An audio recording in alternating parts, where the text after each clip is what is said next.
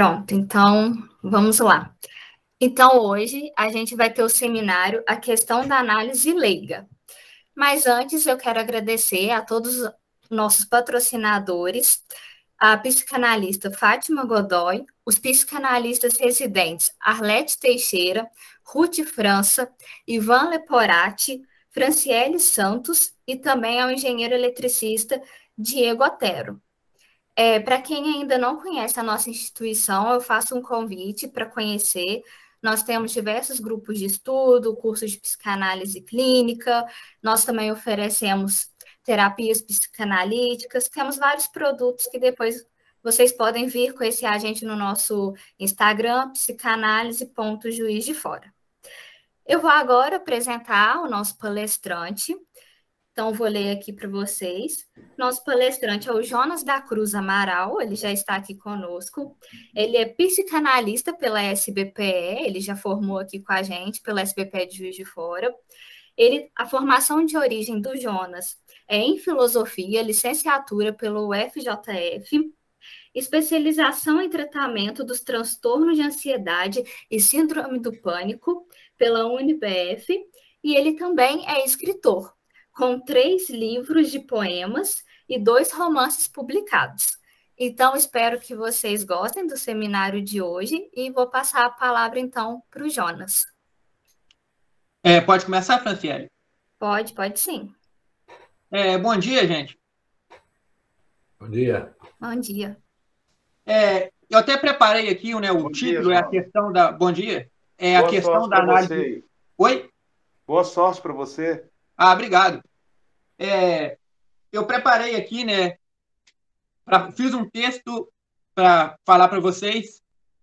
E o livro do Freud, esse aqui, ó, que a gente vai trabalhar hoje, A Questão da Análise Leiga, está presente nesse volume 17 da Companhia das Letras. Mas eu não me apoiei nele só, não. Não fiquei apoiado nele só, não. Eu me apoiei em outro livro, que é Cartas a um Jovem Terapeuta, do psicanalista, né, que até morreu esse ano, italiano, radicado no Brasil há mais de 25 anos, o Contarto Caligari.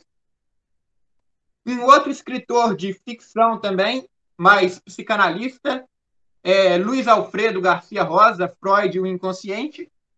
E não poderia deixar de me apoiar também em um romance do Contarto Caligares também, A Mulher de Vermelho e Branco. E aqui eu queria começar falando um pouquinho do meu texto, né, que eu preparei aqui, e eu peço a Franciele aí para marcar para mim 30 minutos, no máximo 40 minutos, que depois eu quero abrir um espaço para a gente discutir. Né? E o texto eu coloquei de título sobre a formação do psicanalista. Mas aí depois eu achei que eu precisaria colocar um subtítulo, né, que era necessário um subtítulo nesse texto. E o subtítulo é esse: é necessário ser médico ou psicólogo para atuar como psicanalista? Bom, né, o pai da psicanálise, todos nós sabemos, é o Freud. Ele obteve o título de doutor em medicina em 1881. Em 1873, ele iniciou os seus estudos. E se o Freud, pai da psicanálise, era médico, se ele era médico, há uma necessidade para ser psicanalista, você ter uma formação em medicina? E mais do que isso, né? E o Freud era neurologista, mas você tem uma formação em medicina e uma especialidade em psiquiatria, isso é necessário? E esta, né, é uma pergunta tão antiga que o Freud escreveu a questão da análise leiga para defender um discípulo seu, o Theodor Reik, que ele foi acusado de charlatanismo e de curandeirismo. E tem lá a definição, né, pela lei de curandeirismo, e o Freud depois vai apresentar a definição dele, o que ele entende por curandeirismo, que é totalmente diferente da lei. Mas essa resposta, o Freud já nos dá essa resposta, se é ou não necessário ser médico para ser psicanalista, e eu adianto aqui para vocês: não é necessário. A formação ela corre para caminhos diferentes. Né? E aqui agora, bom, primeiro é preciso viver, criar experiências, deixar a teoria um pouco de lado sem jamais esquecê-la, para só então teorizar. Isso, parece-me, vale para qualquer objeto de estudo, inclusive para a mente e inclusive para o inconsciente. Né, o Contarto Caligaris, psicanalista e escritor, em seu romance, né, que eu até mostrei aqui para vocês, A Mulher de Vermelho e Branco, na voz do protagonista, o também psicanalista Carlo Antonini, traduz exatamente o que eu quero passar quando eu digo que primeiro é preciso viver, primeiro é preciso compreender, mesmo que minimamente, alguma coisa da vida. Antes de teorizar, é preciso compreender a vida ou tentar apreender a vida minimamente.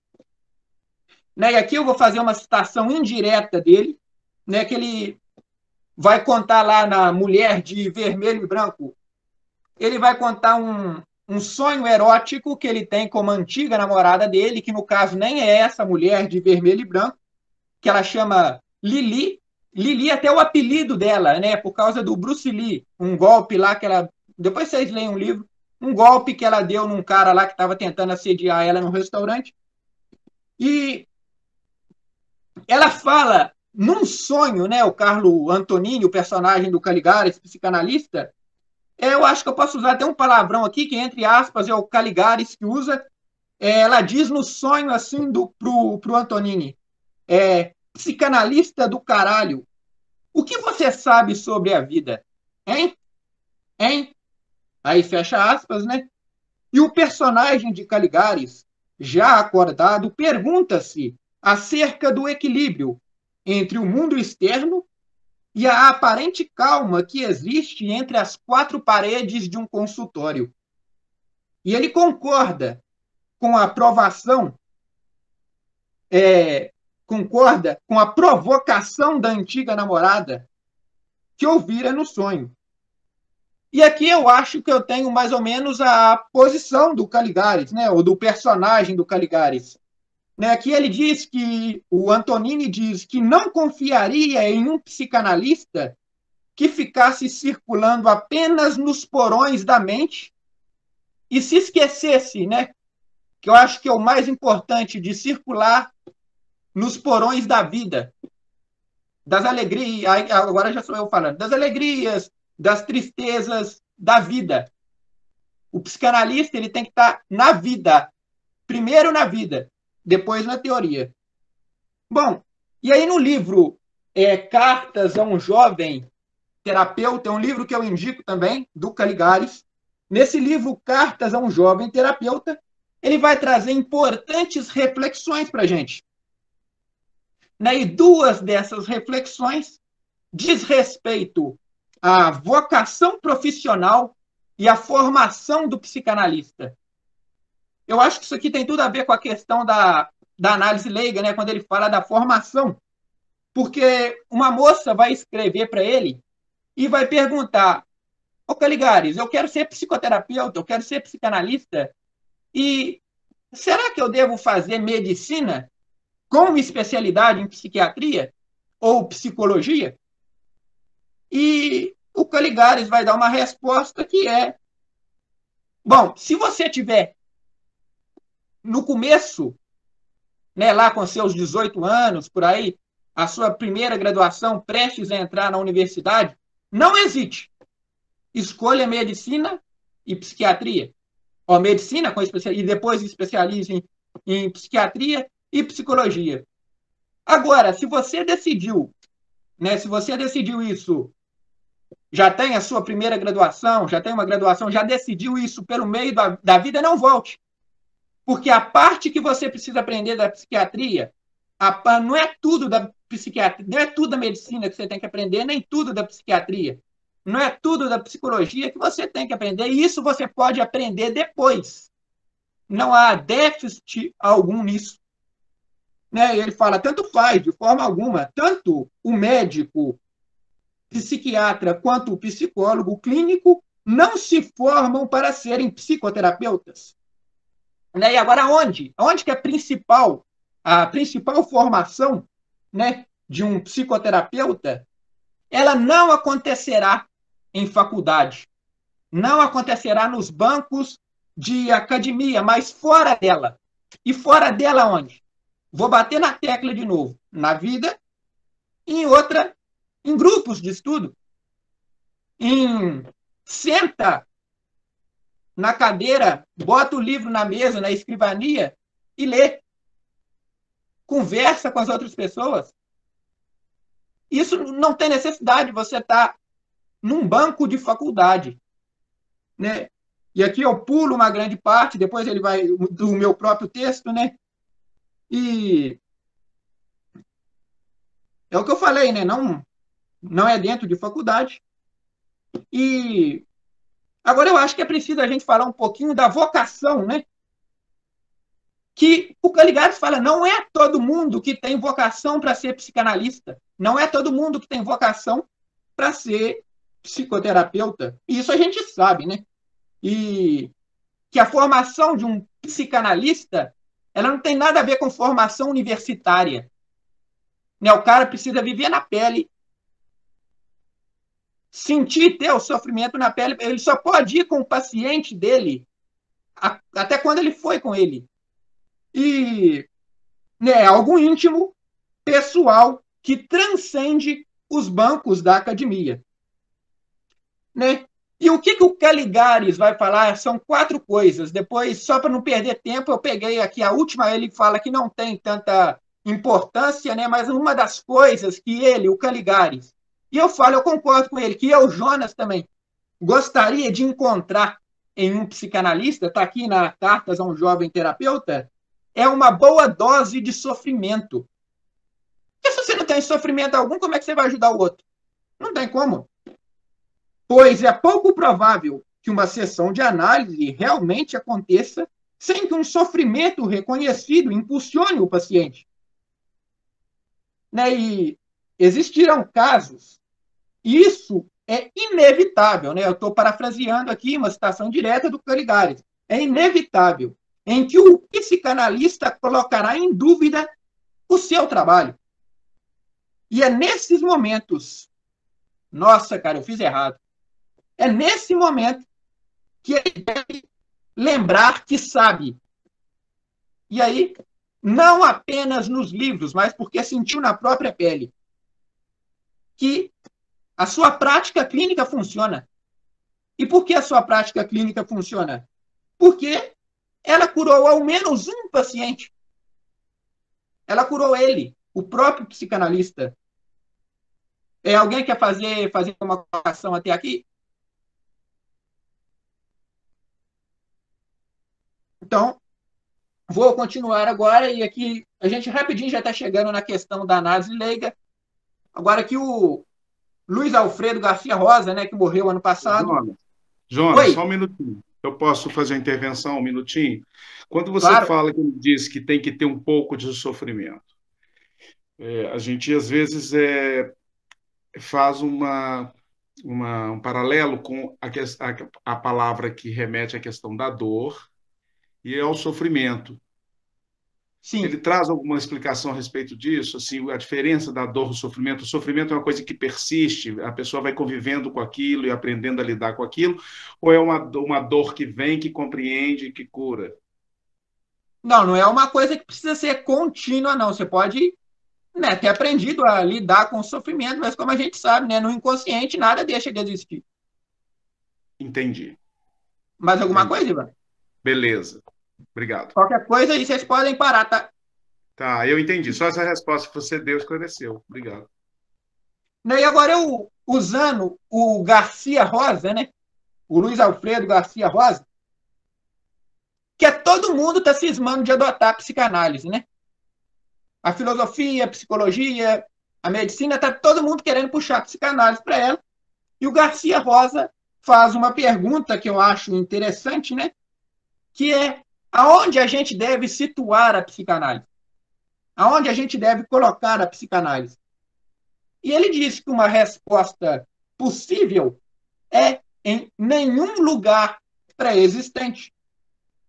Porque no que diz respeito à epistemologia, a sua visão de homem, a sua teoria do conhecimento, a psicanálise ela não encontra em continuidade com saber algum.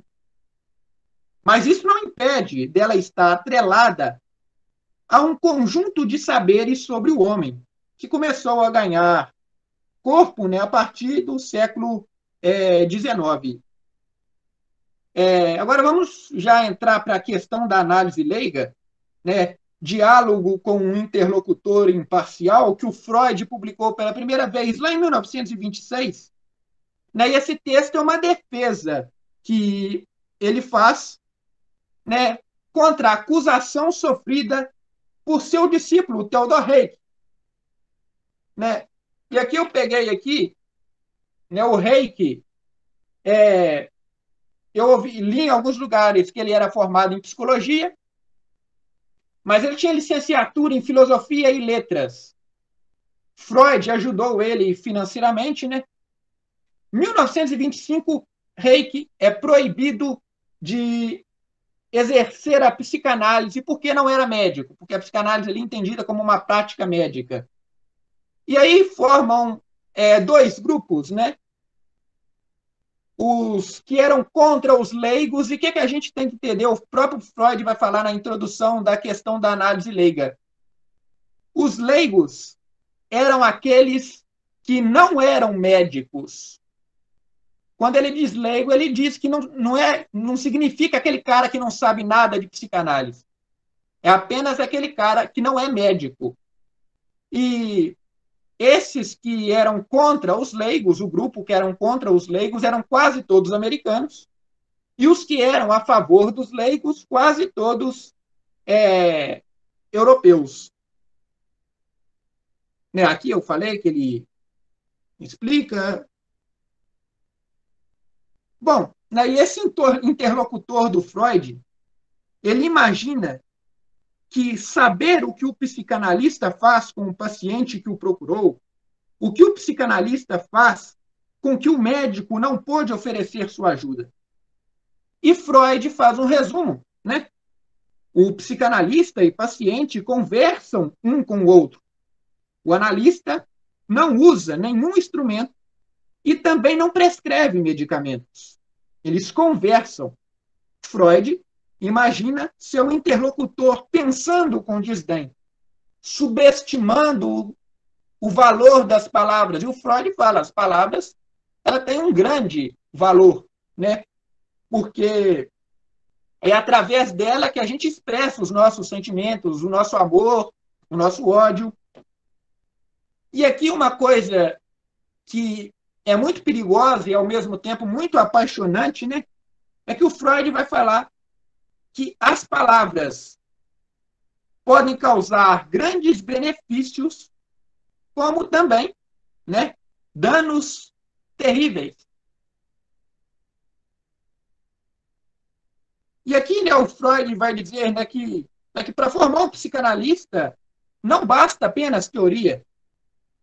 Porque o que ele observou entre os seus discípulos é que, ao receberem a instrução teórica em psicanálise, receberam esse conjunto de teorias com frieza. Agora, por que receberam com frieza?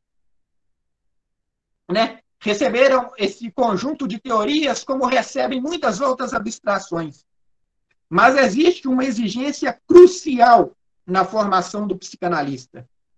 Antes de analisar os outros, o futuro psicanalista deve ele próprio se submeter a uma análise, né? A análise pessoal, né? O que significa literalmente isso?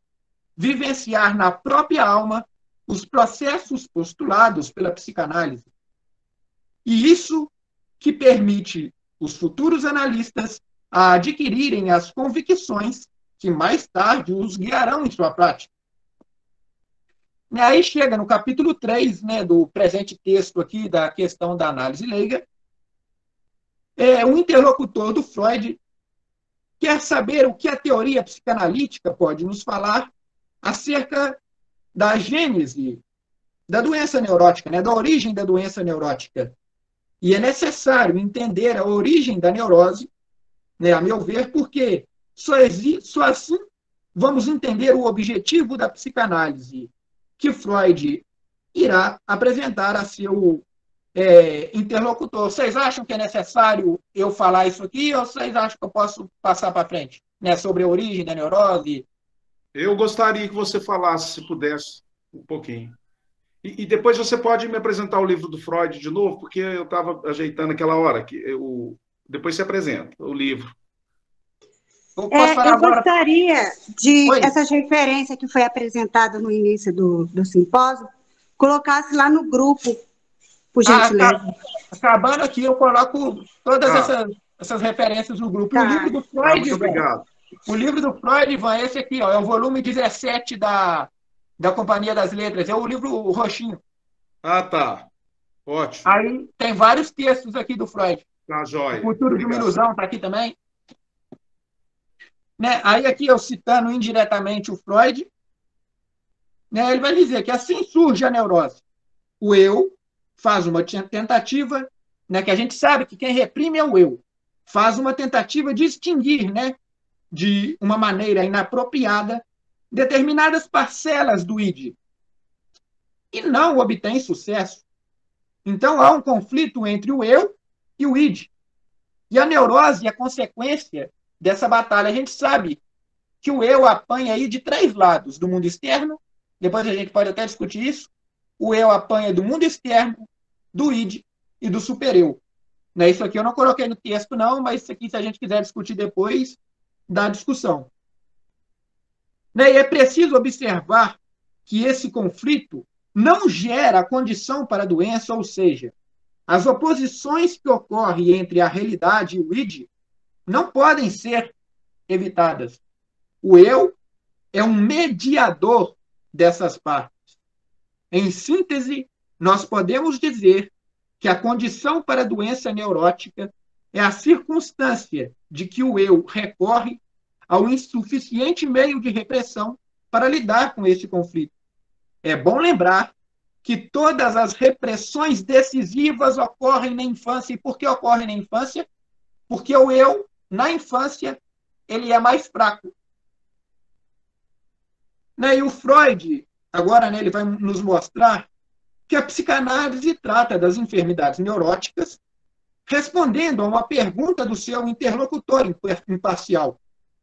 Há um objetivo no tratamento psicanalítico, o que fica bem claro nas páginas do capítulo 3, né, do texto A Questão da Análise Leiga. O que o psicanalista visa? Ele visa, né, junto com o paciente em tratamento, restabelecer o eu, dando-lhe novamente o domínio que perdeu em resultado de repressões passadas sobre o id, né? Aprender a lidar com essas questões. Essa é a meta de uma análise. Restabelecer o eu, restituir-lhe o domínio sobre o id. Para isso, o psicanalista, junto com seu paciente, deve procurar as repressões acontecidas no passado e induzir o eu a corrigi-las. O psicanalista, em suma, deve ajudar o seu paciente a lidar com esses conflitos, porque são inevitáveis, né, de uma maneira melhor do que uma fuga. Né? Essas repressões, dentro da teoria psicanalítica, remontam à primeira infância, o que faz, né, porque o eu é mais fraco, né, o que faz o trabalho analítico ter seu olhar voltado para esse período. No capítulo 5, né, depois de ter falado bastante teoria, e o Freud, eu acho que ele faz isso intencionalmente, falar de bastante teoria, para mostrar que não é bem simples assim ser psicanalista, que não é só o cara formar em medicina, ou só o cara formar em psicologia, ou só o cara formar em filosofia, o que quer que seja, e falar que é psicanalista, ele tem que ter um processo contínuo de estudo, né? Ele faz isso para mostrar que é difícil. E no capítulo 5, depois de ter falado bastante da teoria psicanalítica, que Freud vai pedir para o seu interlocutor imaginário descrever como ele imagina um tratamento analítico, como se ele fosse conduzir um. Seu interlocutor entendeu que até ali houve pouca coisa ligada à medicina, muito de psicologia e alguma coisinha de biologia ou sexologia. Bom, eu acho que em 1920, acho não, tenho certeza, está aqui no livro, em 1927, num pós-escrito a esse texto de 26, eu acho que o Freud dá a cartada magistral, mas eu vou deixar para o final. Eu nem enviei meu texto para vocês, que eu quero deixar isso para o final. E assim, é assim que o interlocutor de Freud imagina um tratamento psicanalítico. Bom, primeiro, o que precisa acontecer? Um doente vai lhe procurar, vai queixar seus problemas, ele lhe promete melhora em seus sintomas, ou até mesmo a cura, caso siga suas orientações. Pedirá ao paciente que seja franco, que relate tudo o que lhe vem à mente, que fale inclusive das coisas que não são tão agradáveis de falar. Quando termina, Freud faz apenas um complemento. O paciente deve contar ao psicanalista até mesmo aquelas coisas que lhe ocorrem e que ele acha insignificante. Isso é importância, porque sabemos que aquelas coisas que a gente acha que não tem importância nenhuma dentro ali de um consultório acabam sendo as coisas que assumem mais importância. Né? Igual o Sherlock Holmes fala, os detalhes que importam. Né? Aquelas coisas que a gente acha que não tem importância, no final, quando a gente vai ver, é que tem mais importância. Nem sempre o que é mais importante numa terapia é a queixa primária. Você vai ver a secundária ou a queixa, não vou falar terciária, depois da secundária, a queixa terceira. Né? E esse material fornecido pelo paciente é como se fosse um minério bruto que temos de lapidar por determinados processos para chegarmos ao material preciso. E o tratamento costuma ser longo e árduo. Aqui eu paro no Freud, aquele falando longo e árduo, e voltar aqui no Caligares, que o Caligares chega a falar do desejo. Né? Por que muitas vezes o tratamento psicanalítico é longo? Porque muitas vezes ali estamos procurando pelo desejo e não encontramos o desejo. E o psicanalista, agora falando da pessoa dele, se ele não segue o seu desejo, ele está ali fazendo o quê? Desmoralizando a própria prática dele. Se ele está ali para ajudar o paciente com o desejo, a encontrar o seu desejo, se ele não segue o seu, como o Caligares diz, ele está desconfiando da própria prática. O psicanalista deve estar preparado para trabalhar toneladas de minério e encontrar muito pouco material valioso. Mas como trabalhar o que o paciente traz?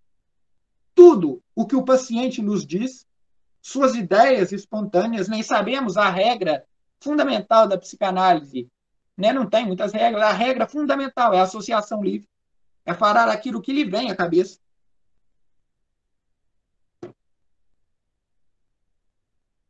Né? Que tudo que essas ideias espontâneas são apenas deformações do que estamos procurando de fato. Em outras palavras, há algo por trás de suas palavras. A primeira coisa a fazer é interpretar, né, segundo Freud, todo esse material que o paciente nos trouxe. É isso. E isso é uma coisa que, graças ao conhecimento especializado, ocorre de forma natural. E aqui eu vou fazer uma pergunta para vocês. Vocês acham que a tarefa principal da psicanálise é interpretar?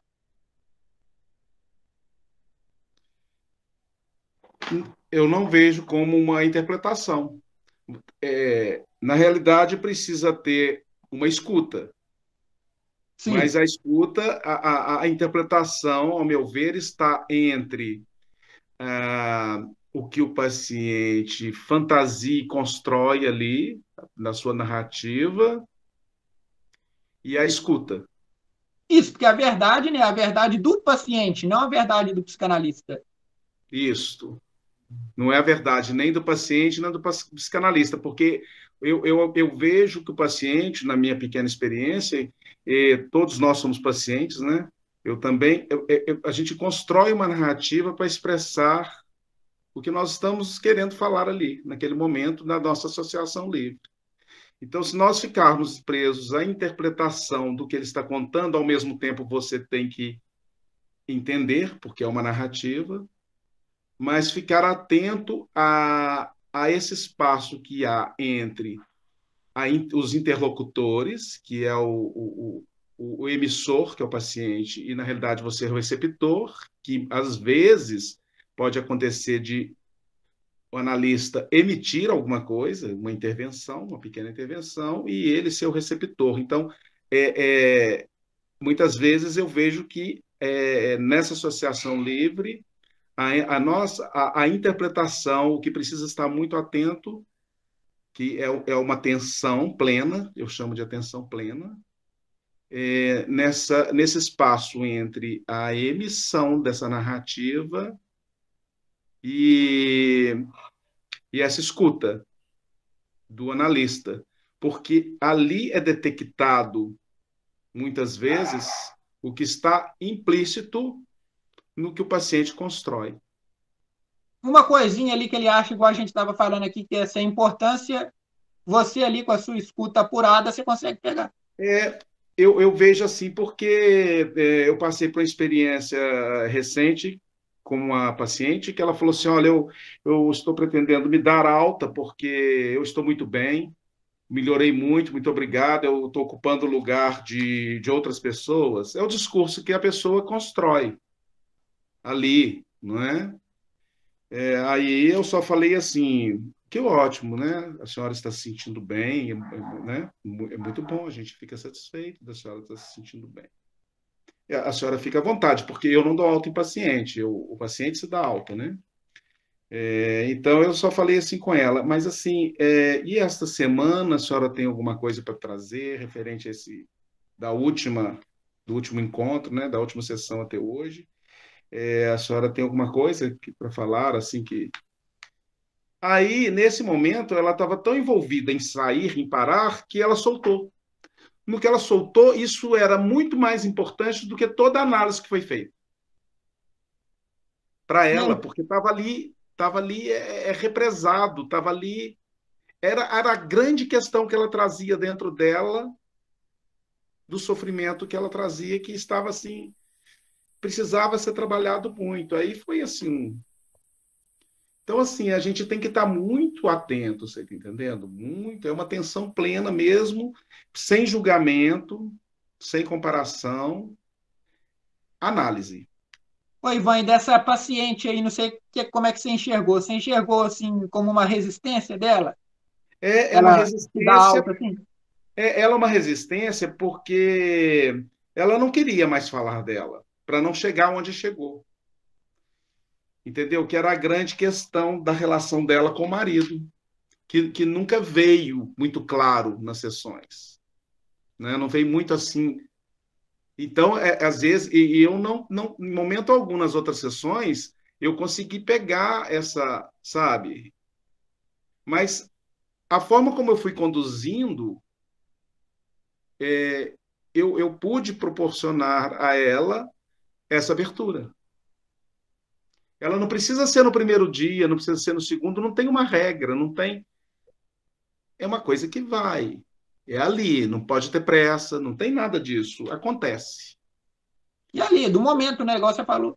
É um encontro eu falo assim, igual Jung fala, encontro de almas, né? Eu trago isso muito para mim, que eu gosto muito de Jung, que é o encontro de duas almas ali, não é?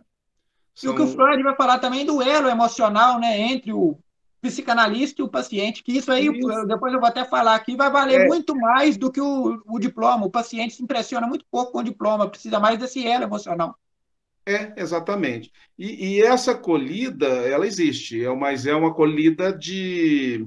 tem que medir, é dosado de cada um, é uma coisa muito, muito específica de cada um. Eu acredito que não tem uma regra. Mas é muito boa essa abordagem que você trouxe, me ajudou muito, né? Está me ajudando muito. Te agradeço muito, tá? Não, beleza, igual você falou, igual tem acho que é manual, daquele David Zizelman, eu nem comprei não, mas está logo no comecinho aí, naquelas amostras, né, de e-book, o cara lá fala, você pode ter dois psicanalistas com a mesma formação, né, por exemplo, dois dois ali freudianos nato, com a mesma formação, tanto em psicanálise, com a mesma formação, aí você coloca a mesma bagagem cultural, por exemplo, os dois psicólogos, ou os dois filósofos, ou qualquer outra área, que eu vou ter empatia por um e não por outro, por determinada coisa que um fala.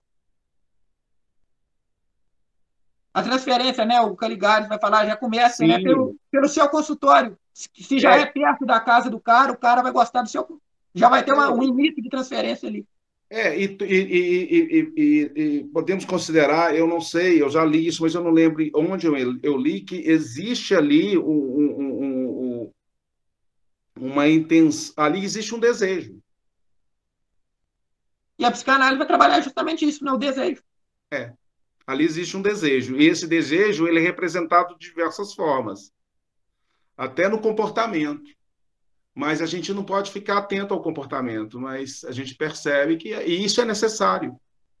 É importante que isso aconteça. E isso é a empatia e a transferência.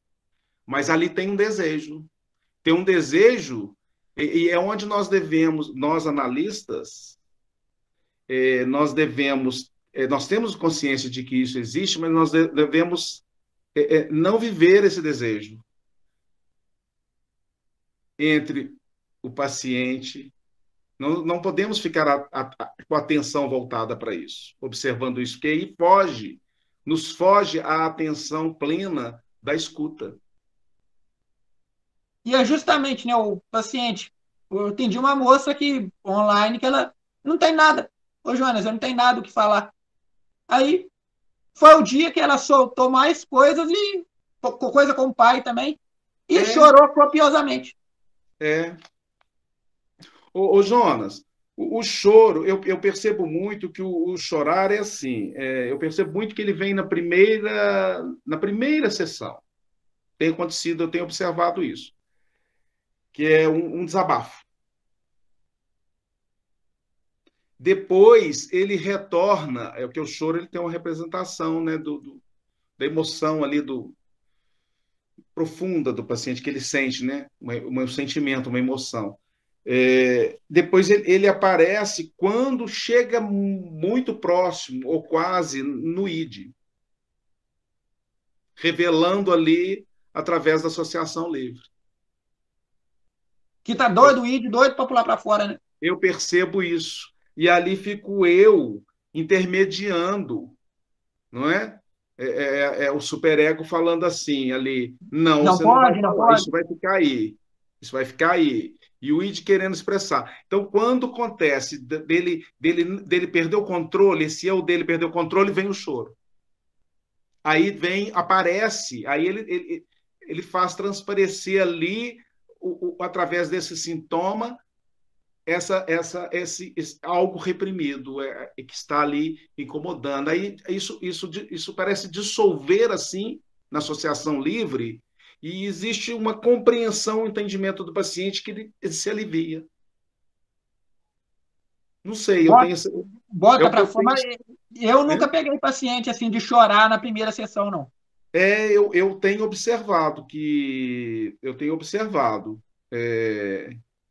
que o choro, para mim, acontece mais na primeira sessão. Sabe, assim, os que estão realmente muito carregados, muito reprimidos, muito com uma dor, sabe? E não sabe o que é, então vem na primeira. Mas aí ele não consegue transmitir isso. Ele conta, assim, uma queixa principal, que ele consegue identificar. Uma ansiedade, pânico, insegurança, é o discurso.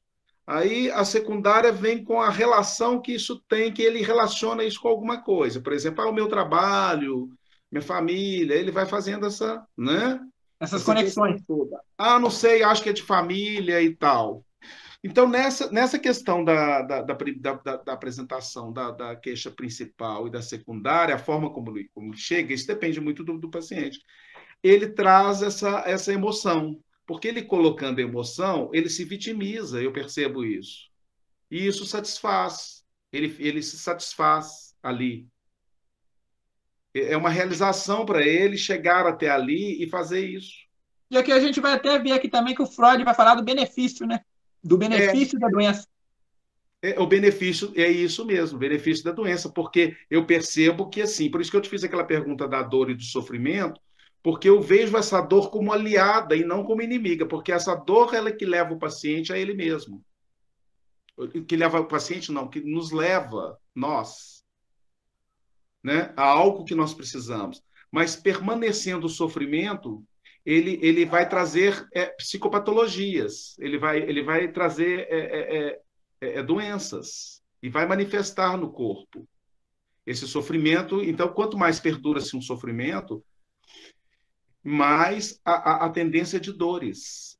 As dores vão se modificando no corpo, na forma de se manifestar através das somatizações e das anomalias que são apresentadas através do organismo, né? Então, por isso que eu separo muito essa questão da dor e do sofrimento. Essa dor nos traz aqui, não é? Mas ela tem um sofrimento. E esse sofrimento, muitas vezes, ele perdura mais o sofrimento do que propriamente a dor. Não sei se você consegue me entender, por isso que eu te fiz essa pergunta. Porque o sofrimento é a luta que o id faz, é a luta que o eu faz entre o id e o superego. É o estressado, fica ali, não sabe? Então é esse sofrimento, fica ali sofrendo. E o eu apanha de 3 lados, né? E a dor está no id. E essa dor ela é importante, porque nós nos formamos, as nossas estruturas psíquicas, por essas dores. E essas dores são fundamentais para que nós formamos as estruturas e nos conhecemos, escolhemos a nossa vida, entendeu? Agora, é esse sofrimento que fica ali em relação ao que não saber o que é, onde está, por quê, e ficar transferindo isso de diversas formas, e fica essa neurose obsessiva, fóbica, histérica, que é o grande transtorno, né? São os causadores dos transtornos. Eu acredito assim. Eu não sei o que você traz dessas teorias, mas eu acho que, não sei, eu quis só colaborar. Não, foi riquíssima a sua contribuição. E eu queria até falar aqui da resistência também, né? O que o Freud vai falar disso, né? Que, né? Aí eu peguei e falei assim, bom, aqui eu não estou citando ninguém, aqui é eu mesmo. Vamos lá. O psicanalista encontra as interpretações certas. Ele as comunica ao paciente. Este as absorve e tudo certo. A gente sabe que não é assim, né? Trabalho finalizado. Cada um vai para um canto. Ambos mergulhados na felicidade do êxito. Estou sendo irônico aqui, né? Seria bom se fosse assim, mas sabemos que não é exatamente assim que acontece. O trabalho é bem mais árduo e exige paciência. Neste ponto, o interlocutor de Freud diz que já não tem a mínima vontade de realizar um tratamento psicanalítico, nem mesmo em sonhos. E aqui o Freud vai ser bem interessante, porque Freud diz que ele faz bem em deixar essa ideia de lado, pois, como ele mesmo pôde notar, né, o seu interlocutor imaginário, né, exige do psicanalista muito estudo e treinamento. Sabe por quê? A gente encontra a interpretação correta, mas o trabalho é árduo. Outra tarefa se impõe. Agora, com a interpretação correta em mãos, se tivermos perspectiva de êxito, devemos aguardar o momento certo para comunicá-la ao paciente.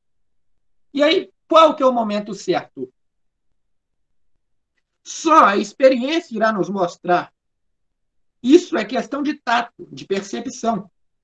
É um grave erro cometido pelos psicanalistas, né? Isso aqui eu estou citando Freud, indiretamente.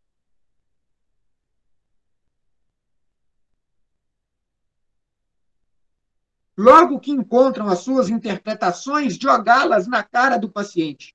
Aqui pode acontecer várias coisas. As interpretações do psicanalista podem provocar no paciente resistência, rejeição, indignação. O grande problema disso, dessa atitude precipitada para encurtar a análise, é não conseguir que o eu do paciente se apodere do material reprimido. O ideal é que o paciente, sozinho, consiga se aproximar da interpretação do psicanalista. Essa é a prescrição. Assim, será necessário apenas andar alguns passos a mais. Bom, o psicanalista, aí aqui o benefício da doença. O psicanalista se enganou com seu paciente. Este não se achava disposto ao trabalho em comum. Dito de outra maneira, o paciente não quer se curar. Isso mesmo. O paciente não quer se curar. Não é a verdade inteira, mas uma parte considerável dela. E aqui há uma aparente contradição, né? O doente quer se curar, evidente, mas também não quer, pois o seu eu perdeu a unidade. Por esse motivo, não mostra uma vontade una, né? A vontade de querer se curar. Acontece exatamente dessa maneira. Queixamos de nossas doenças, no entanto, não deixamos de explorá-las o quanto for possível. Defendemos nossas doenças com unhas e dentes, mas não devemos nos recriminar por essa condição. Eu mesmo, eu tinha uma nevralgia do trigêmeo. Na aula lá de filosofia, começava a doer um pouquinho, eu pedia para ir embora, professor, eu não estava tendo benefício dessa doença. Lá, antes de fazer psicanálise, eu não entendia. Depois que comecei a fazer psicanálise, eu comecei a entender isso. Um benefício dessa doença. Saí mais cedo de uma aula que estava chata. É toda aula que o cara dá que toda aula que o cara dá que é grandiosa. Não é, pode ser o melhor professor que tem. Tem dia que ele dá uma aula chata. E você quer ir embora. Mecanismo de defesa, né? É isso aí, ué. Aí aqui, né, quando eu perguntei a vocês, né, se interpretar é a tarefa principal da psicanálise, o Freud vai dizer que não, né? O nosso principal trabalho no curso do tratamento psicanalítico, a luta que temos que travar é a luta que temos que travar contra todas as resistências. A tarefa de... Isso aqui é o Freud falando. Eu só estou fazendo uma paráfrase dele, citação direta. Tem aqui a página onde que está e tudo. O nosso principal trabalho no curso de um tratamento psicanalítico, a luta que temos de travar contra todas as resistências. A tarefa de interpretar é secundária. Ele não está falando que não é importante. É importante, mas é secundária. Não é nada quando comparada à quebra de resistências. Aí, rapidinho aqui, gente, né, que eu falei, né, o Freud vai fazer uma diferença, né, de curandeiro, né, o que é o curandeiro? Eu acho legal do Freud é isso. A lei fala que curandeiro é uma coisa. Né, o Theodor Reik foi acusado de curandeirismo. Injustamente. Aí o Freud vai pegar e vai fazer uma defesa do seu amigo, né, falando o que é curandeirismo. Né? O que a lei entende por curandeiro? É um curandeiro, para a lei, todo aquele que trata sem possuir um diploma do Estado para provar que é um médico. Esse cara é um curandeiro. Se eu estou tratando para a lei, se eu estou tratando de um cara e eu não tenho um diploma para provar ali que eu sou médico, um diploma reconhecido por um Estado, eu sou um curandeiro. É o Estado querendo meter o... Desculpa, é o Estado que eu me empolgo com isso. É o Estado querendo meter o dedo onde que ele não tem que meter. Né? Mas Freud prefere outra definição para o pai da psicanálise, está aqui na questão da análise leiga. Né? Para o pai da psicanálise, curandeiro é todo aquele que empreende uma terapia sem possuir os conhecimentos e capacidades que ela requer. Os médicos, Freud se atreve a afirmar, e isso não só nos países europeus, formam o maior contingente de curandeiros na psicanálise, o que significa dizer que, frequentemente, praticam a psicanálise sem nunca a ter apreendido e sem compreendê-la. A formação, aí aqui acabou Freud e eu falando. A formação médica e a formação psicanalítica, nós sabemos, são amplamente distintas. Assim como o psicanalista sem uma formação médica não está preparado para exercer a medicina, o médico, sem ter percorrido o caminho da psicanálise, é um leigo dentro da psicanálise. E não estou falando isso da boca para fora. Freud, o próprio pai da psicanálise, médico, neurologista, né, que ele vai dizer num livro até que uma colega minha de faculdade me deu no Amigo Oculto que nós fizemos, palavras do Freud aqui, né, na sua autobiografia, Freud por ele mesmo, ele vai falar assim, ó, os estudos propriamente médicos, e olha que ele é neurologista, hein? Os estudos propriamente médicos, exceção feita pela psiquiatria, ele nem colocou pela neurologia, não exerciam sobre mim grande atração, e, atrasando assim, em minha carreira, só obtive o título de doutor em 1881. Acho que ele atrasou um ano, né? Não sei se era 6 anos na época do Freud, mas atrasou um ano, que de 73 para 81, acho que dá 7. Dá 7, 8 anos. Dá 8. Dá 8 anos, gente. Atrasou 2. Deixa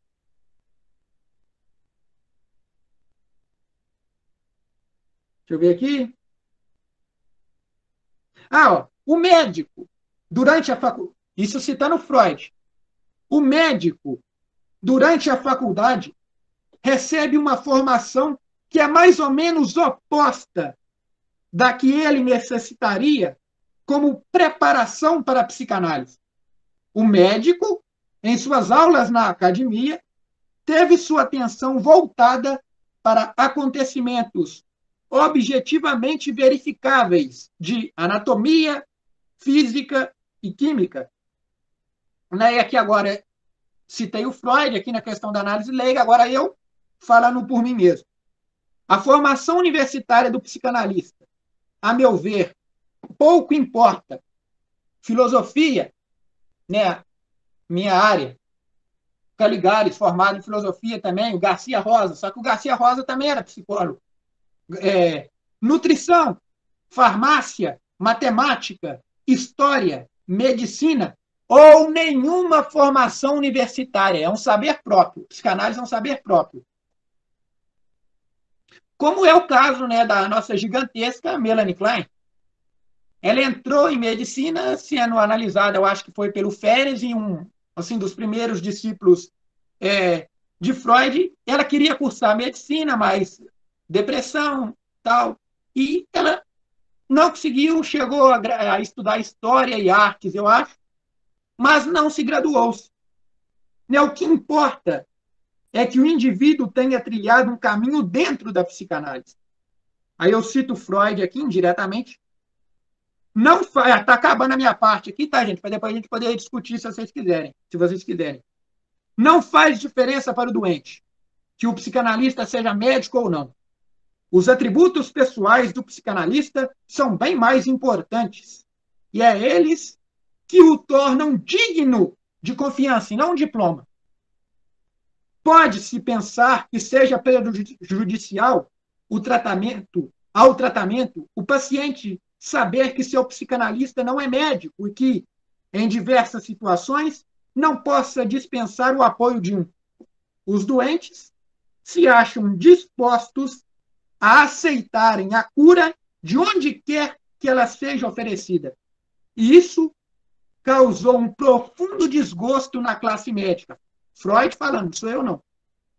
Muitos leigos que exercem a psicanálise, leigos o quê? Muitos não médicos que exercem a psicanálise não são pessoas quaisquer.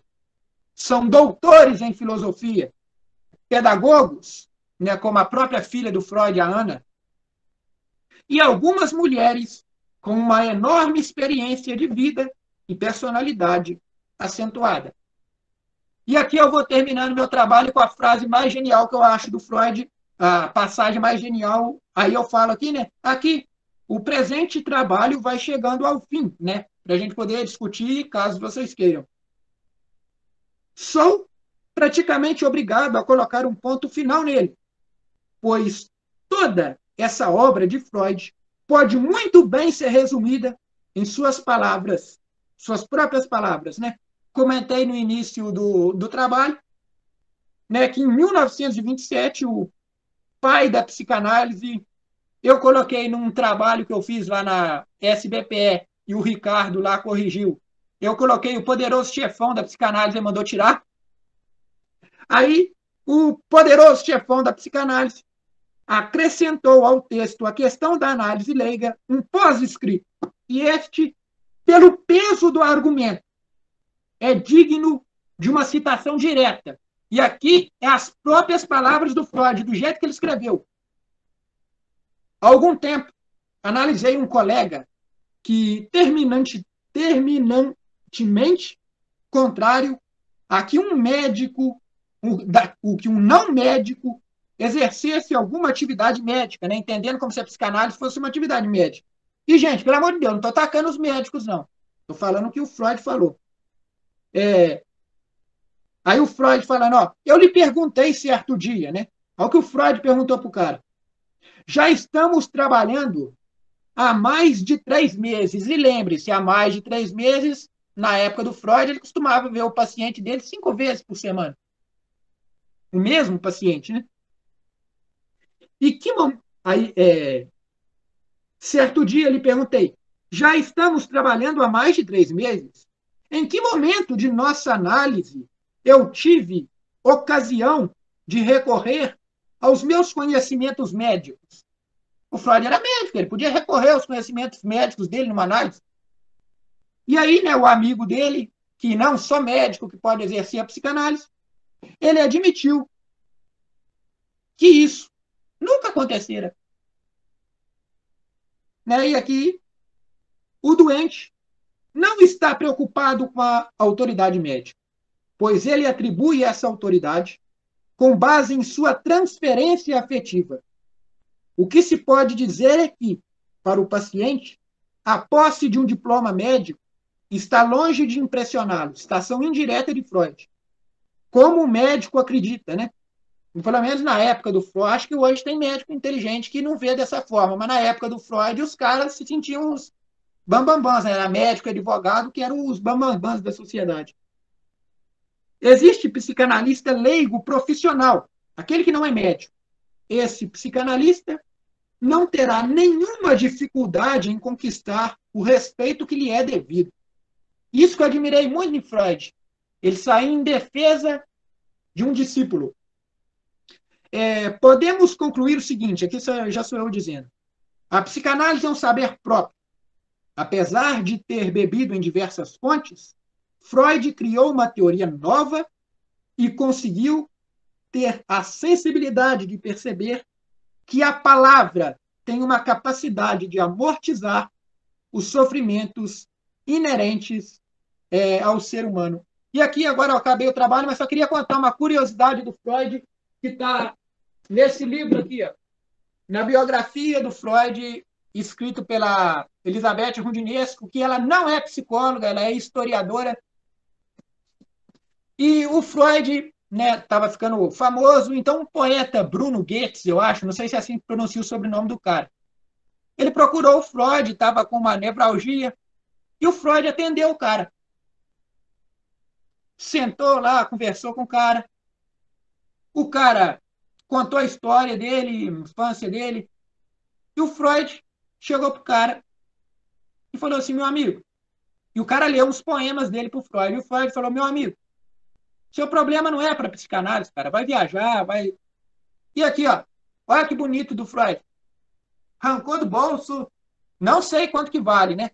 Mas arrancou 100 coroas, dinheiro. E deu pro cara e falou assim, ó, muito obrigado por você ter me deixado apreciar, né, a sua poesia. Então, talvez um cara tenha uma cara de mal, assim, igual o Freud, mas um cara que você vê que tem um bom coração e que agora deixa aberto para quem quiser fazer alguma discussão.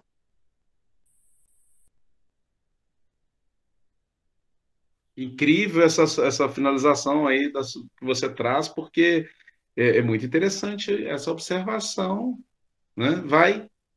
O seu caso não é para tratamento, vai viajar. Olha A humildade do cara. Não, mas isso é maravilhoso, eu não conhecia isso. Isso é maravilhoso. Agora, ele fez uma interpretação. Que o caso não era para psicanálise. Seria isso. Ele fez uma interpretação. Mas isso não deve ter acontecido no primeiro encontro, não. Isso deve ter acontecido em mais encontros. Para ele falar isso para ele. Não, acho que foi. Eu vou até olhar aqui de novo, mas eu acho que foi no primeiro encontro.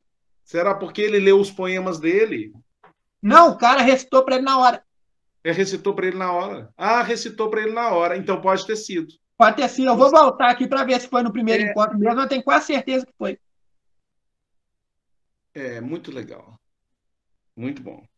Isso traz para a gente um acréscimo, né, da gente refletir cada vez mais sobre o nosso trabalho, né? Sobre o ofício do psicanalista, não é sei porque que chama ofício, esse negócio de CBO, é uma profissão, cara. Se o cara está ganhando dinheiro com isso, é profissão. A questão da medicina, a questão da graduação é engessada, é o engessamento, né? Porque tem sociedades aí que só aceitam o cara que esse engessamento é igual à psicologia, é esse engessamento, né? E a psicanálise não é isso, não era isso que o Freud trouxe, o que ele propôs, né? O que ele propõe não é isso, esse engessamento. Então, a gente precisa entender muito isso, né? Mas você sabe que eu percebo alguns pacientes em clínica, eles me chamam de doutor? E a gente mesmo, até médico mesmo, a gente chama de doutor. Mas você vai mexer no currículo Lattes do cara lá, o cara só tem uma especialização, ele não é doutor. Ele não é doutor. Então, assim, eu sei diferenciar isso, mas eu fico na minha. Mas eu percebo que ele, às vezes, coloca essa condição de doutor porque para cuidar dele, tratar de um problema, de uma ferida, porque é como se só o médico pudesse fazer isso. Porque isso é tradição. Tanto a tradição de considerar uma pessoa que está ali acima numa profissão, numa diplomação, não é?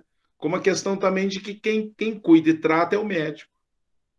É igual eu gosto bastante de piada dessas coisas. É aquela piada do cara que está no... Não sei se vocês conhecem. O cara está tem um cara no supermercado, aí tá duas pessoas no supermercado, uma começa a passar mal, aí a outra grita: ah, tem um doutor aí, o cara tá infartando, chega o outro cara: não, eu sou doutor. Não, mas o senhor doutor tá olhando o cara infartando aqui, não vai fazer nada? Não, eu sou doutor em matemática. É isso mesmo. É verdade. É isso mesmo. E todos nós podemos cuidar do outro, né? Aliás, nós precisamos do outro para podermos cuidar. E a psicanálise é isso. A gente acaba existindo a partir do outro. Exatamente. Muito bom, Jonas, muito bom. Eu fiz as anotações aqui, mas eu gostaria que se você pudesse compartilhar esse material seu, que ele é riquíssimo, porque ele vem resumido, ele vem contextualizado, né? Ele tem uma amarração muito boa para nós, futuros psicanalistas, né? E residentes de psicanálise. Então, assim, muito bom, sabe? Se você tiver esse texto, mais ou menos... Não, já o texto está pronto, eu passo, só não mandei ele para revisão, né? Aí, se vocês encontrarem algum erro de digitação aí... Não preocupa com isso, não. Não preocupa, não. Muito bom, muito obrigado. E as indicações também, né? Aí, no próprio texto, então não vou mandar nem as indicações, não. Daqui a pouco eu entro pelo computador aqui e mando. No próprio texto tem a bibliografia aí, até evita de mandar que aí vocês pegam o texto junto com a bibliografia do texto. Ótimo. Muito obrigado. E me ajudou muito aqui, me esclareceu muito. A gente sempre aprende nesses encontros, a gente precisa sempre estar antenado, porque aprende alguma coisa que a gente, né, precisa, alguma coisa que a gente ainda não teve acesso. E vai somando a outros conhecimentos. Muito bom, gostei muito. Isso até a importância, né, de participar de grupos de estudo, né? Pois isso é muito importante. Você tem algum grupo de estudo? Não, eu não, eu estou participando de um com a professora minha e com a professora da SBPE também, do Freud. É? É o da SBPE lá, é Freud, crime, tortura e perversão. É, isso mesmo. É muito importante estar em grupo estudando. Muito bom, obrigado, viu, Jonas? Parabéns. Valeu. Alguém quer falar mais alguma coisa, gente? Ô, Jonas, eu gostaria de fazer uma pergunta. Muita gente quer fazer psicanálise. Qual, assim, é o primeiro passo que a pessoa deve de fazer? Como saber se uma instituição é uma instituição séria? Porque eu já observei, Freud na internet está garoto propaganda. Como que a gente faz para a gente, né, saber se aquela instituição que a gente está vai ser uma instituição que vai, tipo assim, melhorar a gente? Porque se você pegar um livro de psicanálise e tentar ler ele sozinho, você vai ficar perdido, você vai largar. Você tem um conselho, alguma coisa a me falar a esse respeito? Não, a primeira coisa que eu vejo é que eu costumo, assim, você olha lá naquelas propagandas, reconhecido pelo MEC, dá até tristeza de ver. E, assim, fazer uma análise pessoal, né? Você, igual eu falei, você só pode ir com o paciente até onde você foi com você.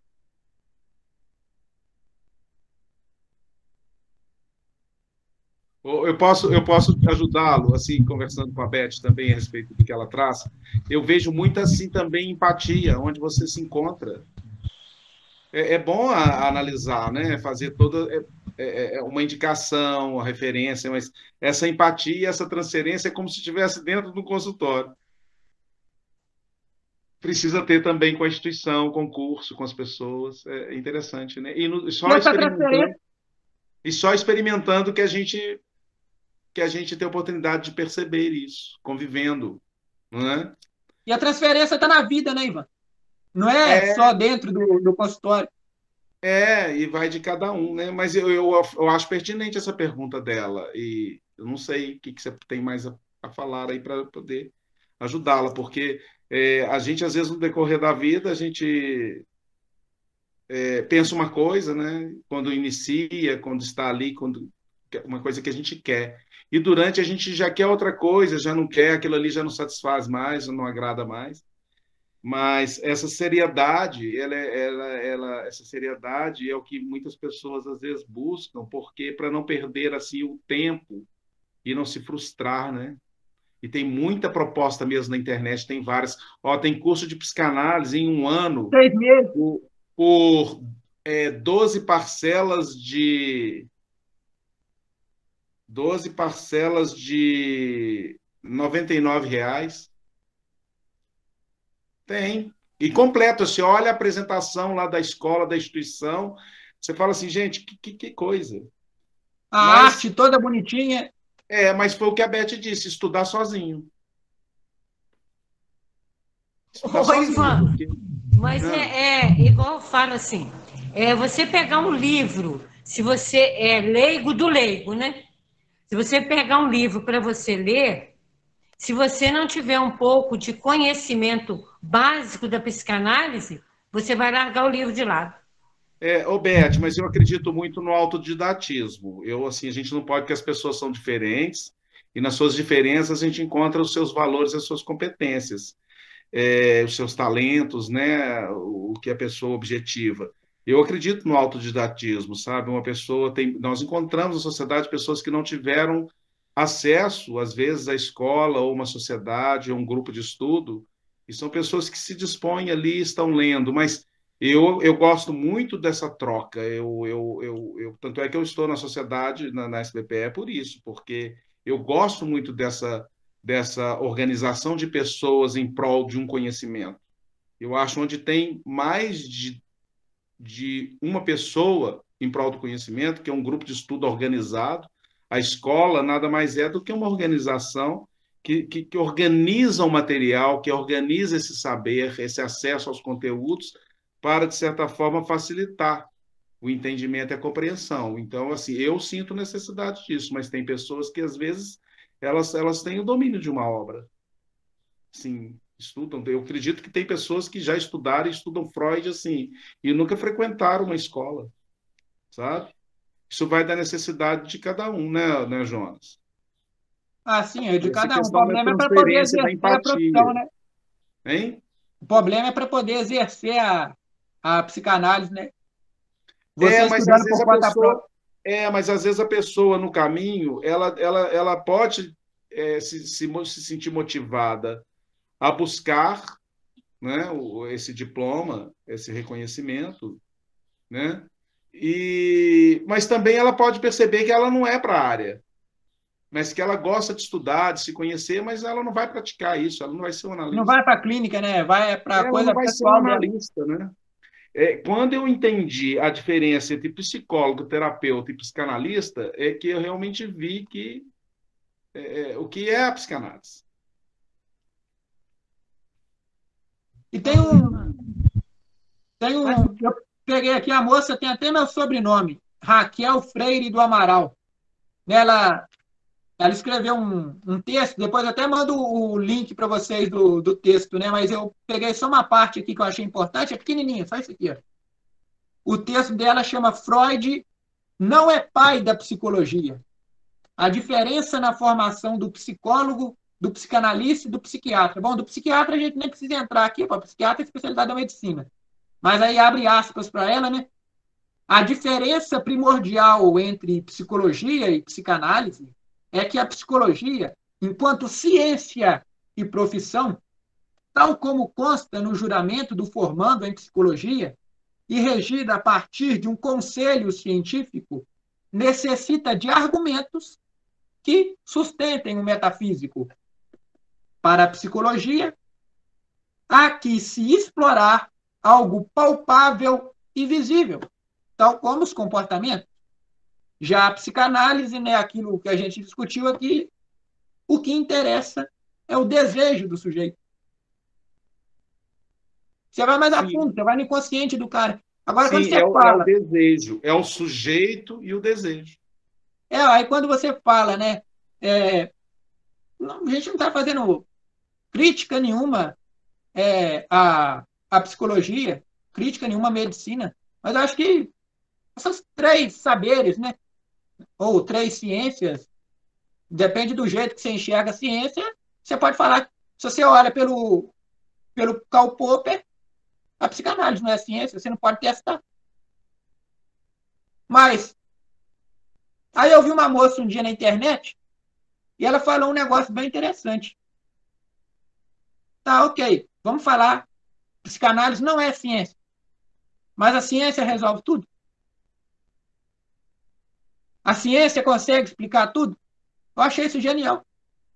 E outra coisa que eu vi também, que eu achei interessante, eu quero compartilhar com vocês, eu vi numa página, esqueci o nome do psicanalista, mas deixa eles digitarem a frase que eu vou falar aqui, vocês vão achar o cara.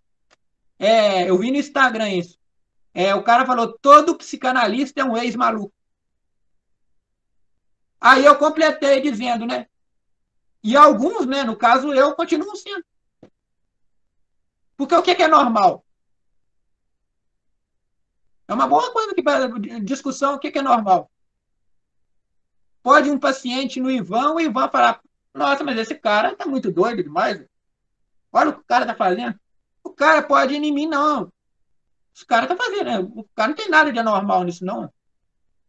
Vai da interpretação, vai do olhar do profissional. Ô, Jonas, a questão da ciência é o seguinte, ciência é aquilo que é provado. O Karl Popper fala, aquilo que você pode testar, né? Aquilo que você pode falsear. Aquilo que você pode testar. Eu já penso que ciência é onde tem... Ciência é o que tem uma análise, né? Um estudo, um aprofundamento, não é? E que percebe-se uma modificação. Porque... Aí uma modificação no sujeito seria? Não em tudo, porque a partir do momento que eu analiso e vejo uma mutação entre o que eu analisei e o que eu estou vendo agora, eu considero isso como ciência.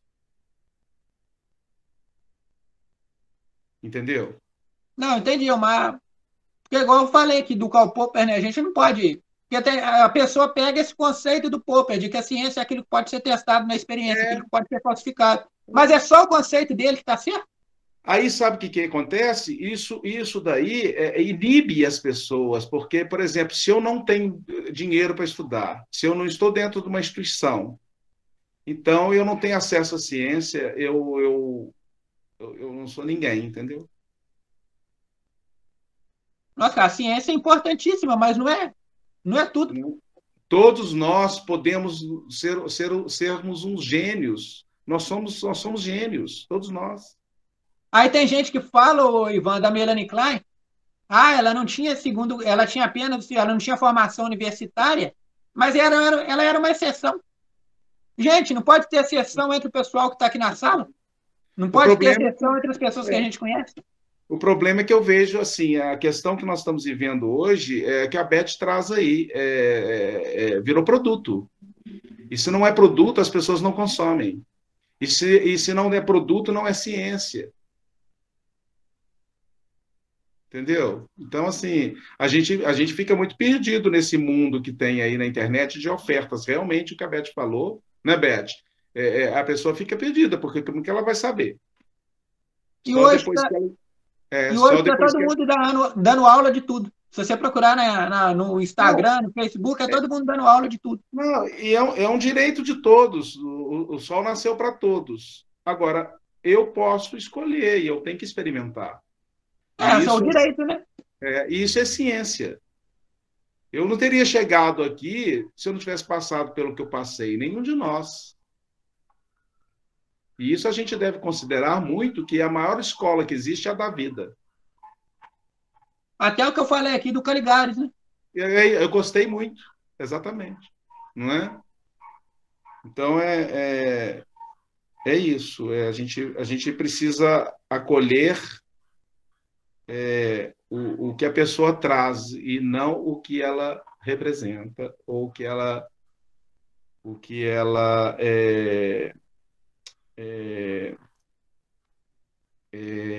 ela tem, né?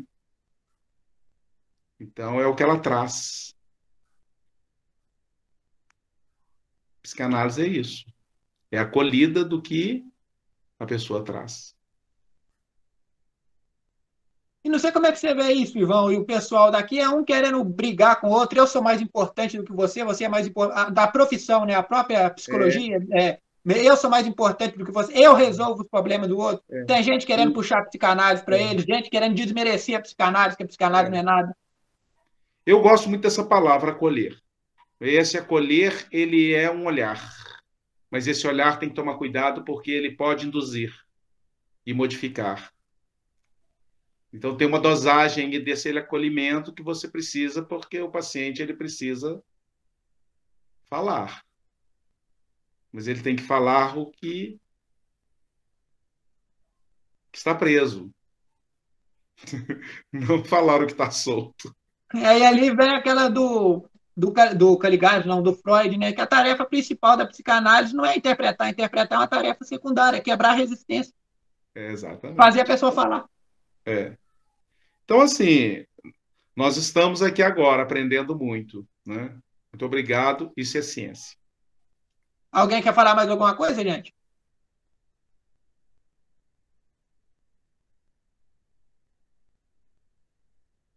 Franciele?